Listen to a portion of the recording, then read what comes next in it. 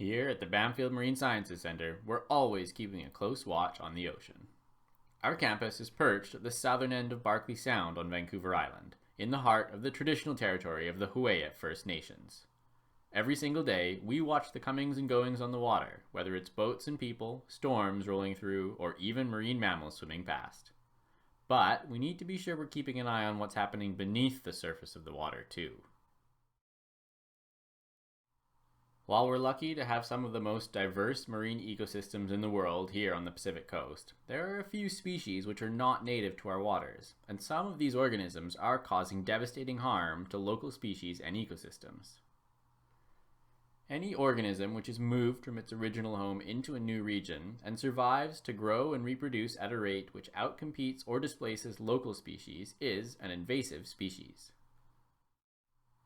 Around Banfield, there are a few invasive species which are becoming more noticeable in our marine ecosystems. The pancake-battered tunicate is an invasive colonial invertebrate which grows in a thick, drippy layer in sheltered areas, smothering other invertebrate animals, eelgrass, seaweed, and even aquaculture equipment. Japanese wireweed is an invasive seaweed which can grow in large, dense beds, taking over areas which used to be home to many diverse local seaweeds and can badly tangle up fishing lines. However, there's another invasive troublemaker in our waters which has been described as one of the world's most successful aquatic invaders by the Global Invasive Species Database and as one of the 10 most unwanted species in the world by Fisheries and Oceans Canada. The European green crab. As the name of this crab suggests, the European green crab is not from North America. Many invasive species are spread by human activity, and this crab is no different. It showed up on Canada's east coast in the early 1800s and the west coast in the late 1900s. While the original introduction to North America is thought to have involved adult crabs hitching a ride in the holds of wooden ships, the spread of this crustacean along our coasts is more likely due to the way crustaceans reproduce. Most crustaceans, including organisms like shrimps, barnacles, and crabs, release tiny microscopic larvae into the water as an important part of their reproductive cycle. The baby crustaceans simply float away, landing far, far away from their parents, so there's no competition for food or habitat. These larvae, floating around wherever the ocean currents take them, are considered plankton, and they have no control over where they end up. Green crabs happen to have a particularly long larval stage, spending up to 90 days as drifting plankton. When you're a green crab larva and you spend 3 months drifting around in coastal waters near ports and harbors, you're more likely to accidentally get sucked up into the ballast water tanks of big ships and survive there until the ship completes its voyage and dumps that ballast water out in a new location. Once released back into the ocean, green crab larvae can settle and metamorphose through the later stages of their life cycle, eventually turning into adult crabs.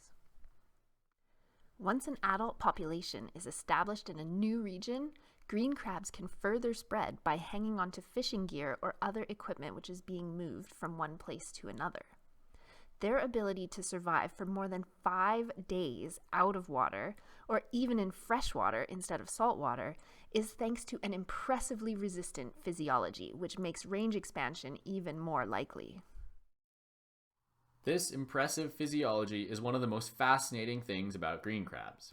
They are incredibly resilient to a variety of environmental conditions, including a wide range of temperatures, salinity conditions, and low oxygen conditions, all of which allows them to survive in many of the communities they move into. Green crabs are aggressive, efficient, and intelligent feeders, devouring important commercial mollusk species like clams, oysters, and mussels, as well as juveniles of other species of crabs, and have even been seen eating small fish in fragile yet important eelgrass habitats. While you might not think of crabs as particularly smart, green crabs are actually able to learn when hunting prey, finding faster ways to get into shelled food. They're quick on their feet too, able to outmaneuver other species of crabs when fighting for prey or habitat. They do have some predators here, including larger crabs and fish, as well as birds and mammals like mink, otters, and seals. When compared to some of the other local crab species, green crabs aren't particularly fearsome looking. They aren't exceptionally big and don't have terrifyingly large or strong claws. However, despite not being the most intimidating crab in our waters, it's that hardy physiology and aggressive behavior which makes green crabs such a threat. If green crabs continue to settle more territory on our coast, there will be a variety of potentially devastating ecological and economical impacts. Green crabs will continue damaging sensitive habitat like eelgrass beds, will outcompete native crabs and other predators for prey species, and cause massive economic losses in mollusk and crab fisheries. Despite growing in sandy-bottomed ocean waters and estuaries, eelgrasses are actually plants rather than algae. A bed of eelgrass is vitally important habitat for many types of animals, providing nursery grounds for various fish and shellfish, and even a food source for some types of birds. Unfortunately, when green crabs move in, they're known to dig up or tear apart and even eat these critical plants. Many marine animals rely on the prey which green crabs are eating, and there will be more competition for food as green crabs spread. Populations of native shore crabs and clams have already decreased along the Pacific coast in areas with more green crabs.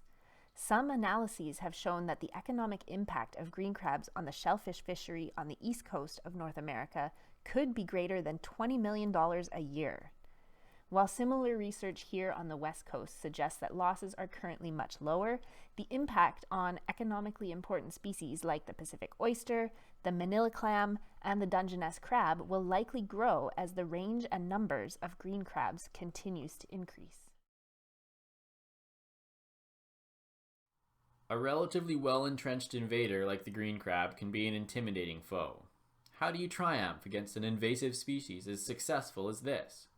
Perhaps the answer is persistence and realistic expectations. While total eradication from invaded regions might be too lofty a goal, focused and persistent trapping and removal of green crabs can actually provide native species the time and space needed to recover their lost territory. Another option is to create and promote a commercial fishery for green crabs.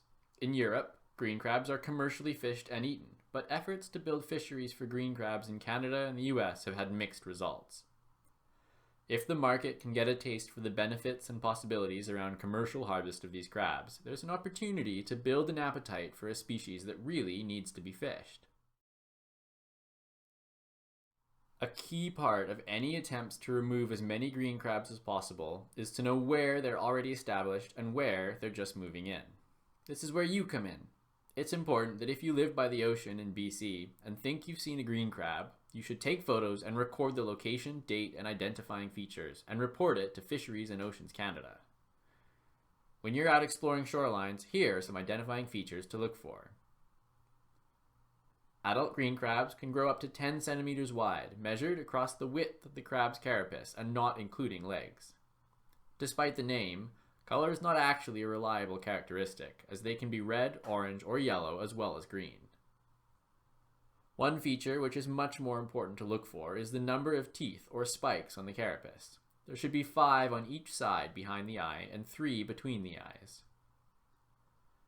Another key feature are the rearmost legs, which are slightly flatter and more hairy than the other walking legs, a trait shared with other species of crab in the same family, which use these flattened rear legs to swim.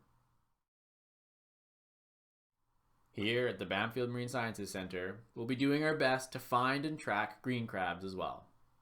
With our new ROV technology, we have an exciting new arrow in the quiver, allowing us to quickly survey sensitive habitat, helping to track and report the spread of the European green crab. Understanding and controlling the spread of invasive species requires ongoing cooperation and communication. Your role is just as important as ours. Make sure you're familiar with the characteristics of invasive species in your area and can differentiate them from local species. And if you're a beachcomber and you come across a European green crab, remember to take pictures and report it.